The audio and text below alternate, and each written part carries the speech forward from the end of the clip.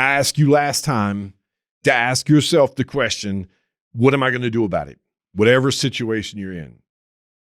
Oh, thank God that isn't the only question to ask. I'm Zach. This is The Average Christian. It's a project about learning what it means to have a relationship with God and how do I live that out in practical terms. The next question, the better question, the greater question, the one that makes you feel that much more empowered. If you felt empowered because you have these verses about God giving us that power, that is our resource. And the whole time, God is begging you and me to cast all of our concerns on him, all your cares, because he cares for us. 1 Peter chapter 5 and verse 7. So the next question is, what is God going to do about it? This is a great way to get rid of worry and anxiety. This is a great way to get rid of the negativity and that downtrodden mentality and that hopelessness and replace it with hope, knowing that no matter what happens to us, man, I'm not even going to Paul today, but if you go to Paul the first time he was in prison, I mentioned the second time in the last video, I probably just sound like Back to the Future, didn't it? I mentioned the second time Paul was in prison in our last video. The first time he was in prison, you can read about that in Philippians chapter 1, and he doesn't know whether he's going to die there. And he says something crazy like to live is Christ, or to live is Christ and to die is gain. So no matter what happens, what is God going to do about it? Well, if they kill me, I'm going to heaven. That's what God's going to do about it. We have this access all day, every day to the powerful God who wants to be at your beck and call and help you in every way. He's not going to fix everything, but to help you in a way that makes you better. David, in 1 Samuel chapter 24, I'll go there in just a minute and set the stage. David has been selected in chapter 16.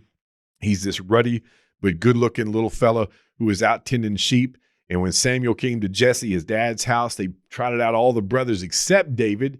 And God said, nope. It's not these guys. Stop looking at the outward appearance. The Lord judges by the inward, by the heart. David finally comes in and God gives his spirit to David. And then from that time on, he goes in to ease Saul's burden with this maddening spirit that he has from God because of his disobedience. And he comes in and becomes a musician to ease Saul's burden. He goes on to fight Goliath and help Israel in that way. He's this great fighter of the Philistines. But at some point, Saul's jealousy, who's the king, David's his replacement that's been appointed. At some point, Saul's jealousy kicks in, and this man tries to eliminate David multiple times. In fact, twice during the reading in between chapter 16 and chapter 24 of 1 Samuel, twice he gets so mad at his thoughts of David that he grabs his spear and throws it and sticks it into the wall, trying to kill David, and David escapes.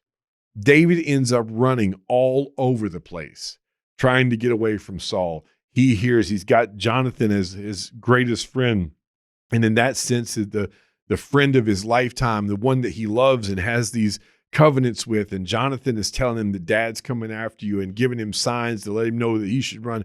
And he's just on this quest to evade and elude Saul. Now he finally gets to a cave, and you'll have to read about all those details on your own, but David and these few hundred men, I think it's grown to 600 by this time, this ragtag group are in this innermost part of the cave. And that's where it starts in chapter 24 in verse 1. And the question of the video again is, what is God going to do about it? When Saul returned from following the Philistines, he was told, behold, David is in the wilderness in En-gedi. And Saul took 3,000 chosen men. Think you got enough there? 3,000 chosen men out of all Israel and went to seek David. So he took 3,000 of the best and his men in front of the wild goats' rocks. And he came to the sheepfolds by the way in verse 3 where there was a cave, and Saul went in to relieve himself. Now David and his men were sitting in the innermost parts of the cave, and the men of David said to him, here is the day of which the Lord said to you, behold, I will give your enemy into your hand. You shall do to him as it shall seem good to you. Then David got up or arose and stealthily cut off a corner of Saul's robe, snatches it off there. And afterward, David's heart struck him because he'd cut off a corner of Saul's robe.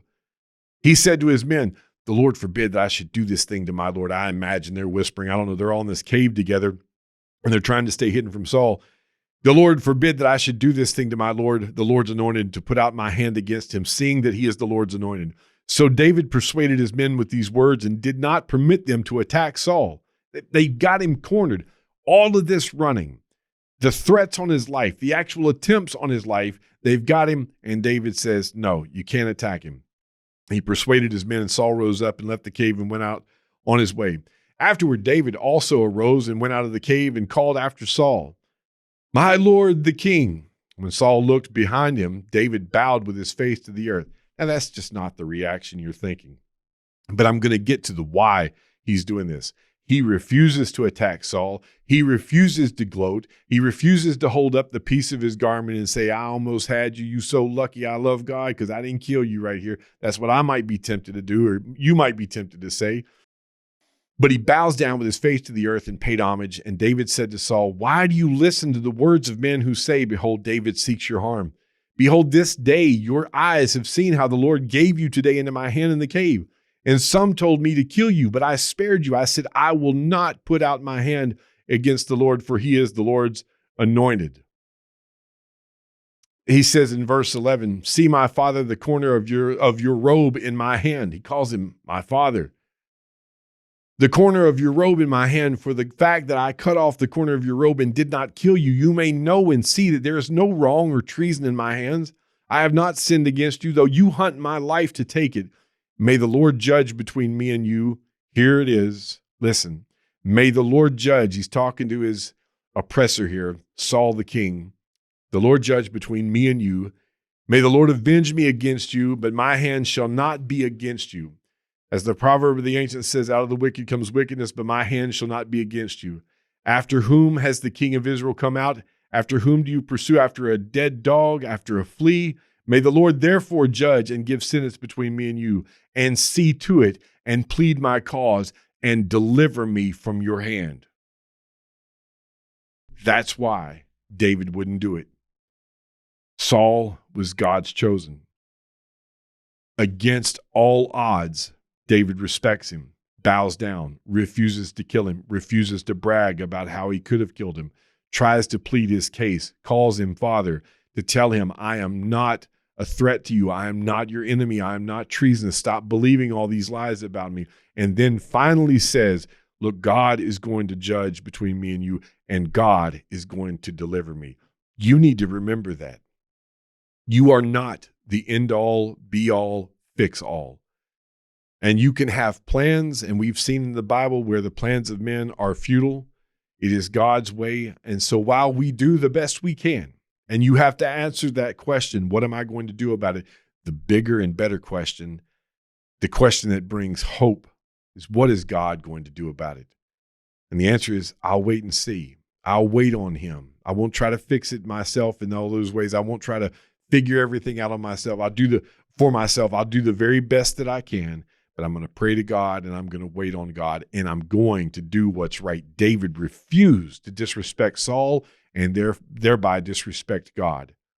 And I pray that you'll find some hope and belief and trust and joy in answering the question, what's God going to do about it? I want to thank you for being with us today. If you're watching on YouTube and you have not already subscribed, please help the channel out and get your reminders for when new content is released by hitting the button below and subscribing. You'll find over here a video that YouTube recommends and our latest release before this video. If you're listening on podcasts, please subscribe, rate, and review. All of these things, including liking the videos on YouTube, will help us to get the word out. That helps us to be more effective and help more people. And in that same mentality, please consider sharing this with somebody else.